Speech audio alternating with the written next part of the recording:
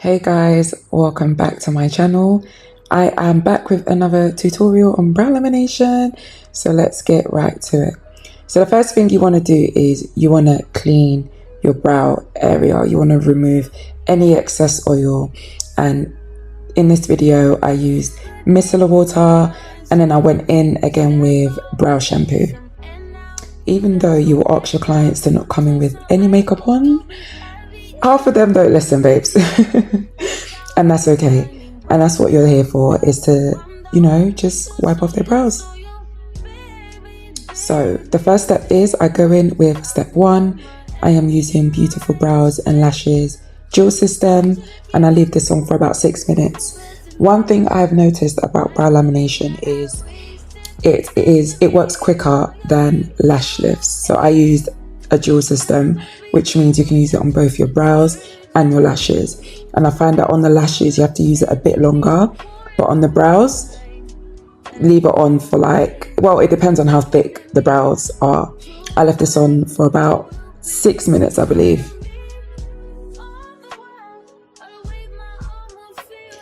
One thing you have to bear in mind when you've got step 1 on is to not brush the brows too much. Let it set and make sure you get underneath to the brows, also close enough to the skin. And this is a trick that I do to check if my brows are ready. I create like a wiggle line. As you can see, the ends are ready, but the bulb of the brow isn't. So I leave it on for about 1 minute and then I check again. And then now you can see after a minute, it's now moving accordingly. That's when you know your brows are ready and step 1 is ready to be taken off. And do not over process, guys. When you see that it is ready, take it off. Otherwise, you could be causing damage to your client's brows. It can be falling out, it can go curly. Honestly, bear in mind the timing is really, really important. To remove step 1, I use dry tissue or dry cotton pad. Make sure after step 1 that you do not use any water with this. But again, it depends on the brow system that you use. Always follow the guidance.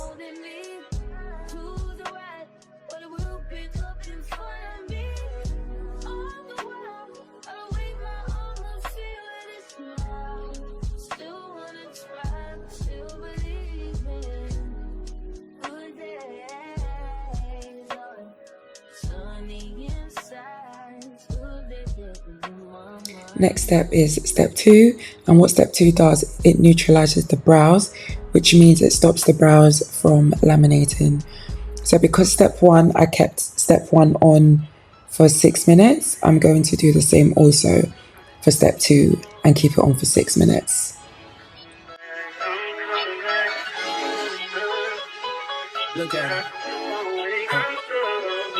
Look at her, mama, man. Look at her. That ain't my girl, that's my nigga. Catch me out on Ocean Drive with her. Catch me in the whip, ride with her. Hey, sipping something, bumping big, hypnotized with her. Pray you get that job in Tampa.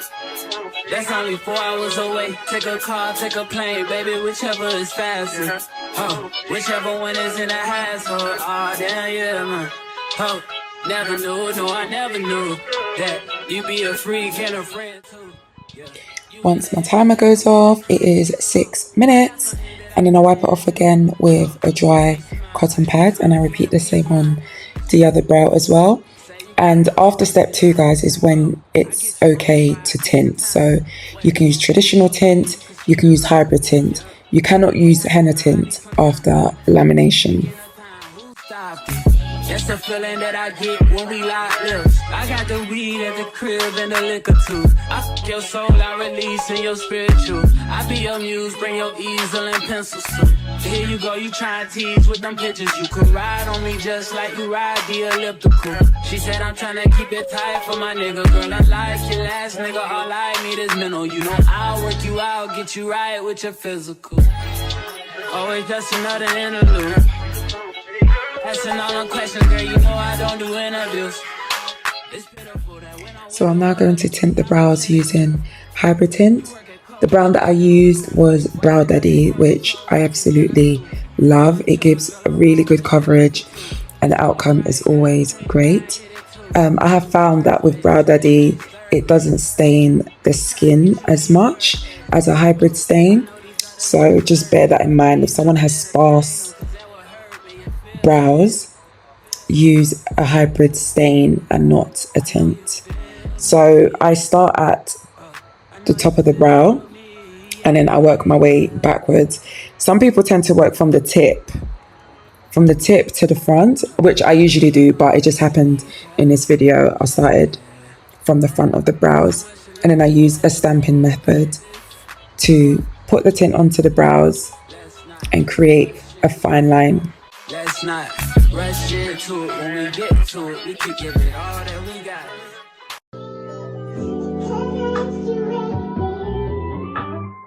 Me, can you focus on me? Baby, can you focus on me? Hands in the stove, how the faucet's running and I keep looking at you. Stuck on your phone, you're stuck in your zone. You don't ever, but I don't wanna give up. Baby, I just want you to get up. Lately I've been a little fed up. Wish you would just focus on me. Can you focus on me? Baby, can you focus on me? Can you focus on me?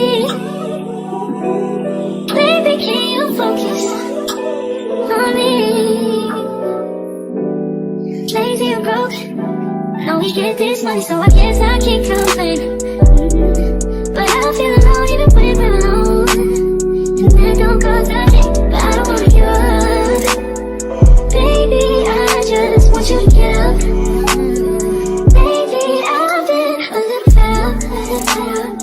Wish you would just focus on me. Can you focus on me? Baby, can you focus on me? Can you focus on?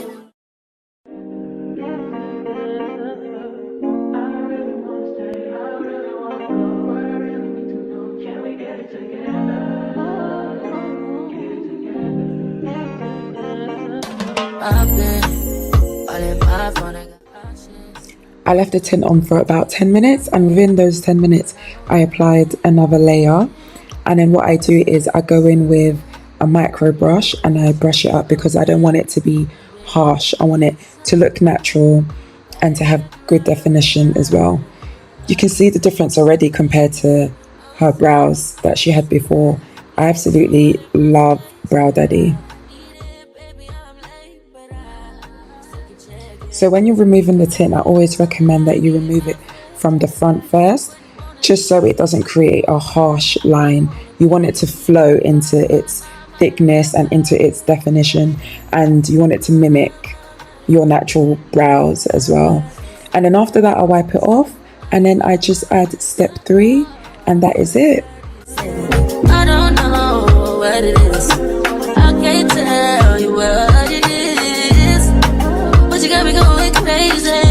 Just you is so amazing. How long can you go, baby? At last to my body so crazy, baby. I'm talking crazy. I get you right in my space, but I